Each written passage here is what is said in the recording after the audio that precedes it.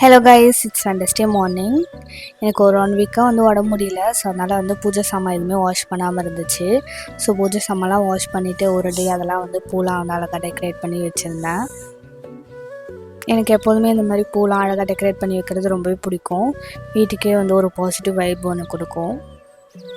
வீட்டுக்குள்ளேயே இந்த மாதிரி புத்தர் சிலையாண்டியும் ஒரு பூ டெக்கரேஷன் பண்ணியிருந்தேன். எப்படி இருக்குன்னு மறக்காமல் கமெண்ட் பண்ணுங்கள். ஆஃப்டர்நூன் மாதுளப்பழம் ஜூஸ் தான் குடித்தேன். ஈவினிங்காக நெல்லிக்காய் ஜூஸ் குடிக்கலான்னு சொல்லிவிட்டு ஒரு 2 நெல்லிக்காய் மட்டும் குட்டிக்கிட்டே கட் பண்ணிவிட்டு அதுக்கப்புறம் கொஞ்சோண்டு இஞ்சி, அதுக்கப்புறம் கருவேப்பிலை அது கூட ஆட் பண்ணிக்கலாம். நான் கருவேப்பிலை இல்லாதனால தண்ணியும் இஞ்சியும் மட்டும் போட்டு ஆட் பண்ணி குடித்தேன். ரொம்பவே சூப்பராக இருந்துச்சு. ஸ்டார்டிங் தான் அது குடிக்கும்போது ஒரு மாதிரி கசப்பாக இருக்கும்.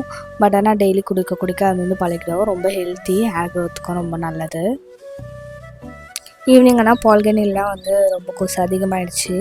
கொஞ்ச நேரம் உட்காரக்கூட முடியல. ஸோ அதனால் புகை போட்டு விட்டுட்டு இருந்தாங்க. இந்த மினி வ்ளாக் உங்களுக்கு பிடிச்சிருந்தா மறக்காம சப்ஸ்கிரைப் பண்ணிக்கோங்க. தேங்க்யூ ஃபார் வாட்சிங்.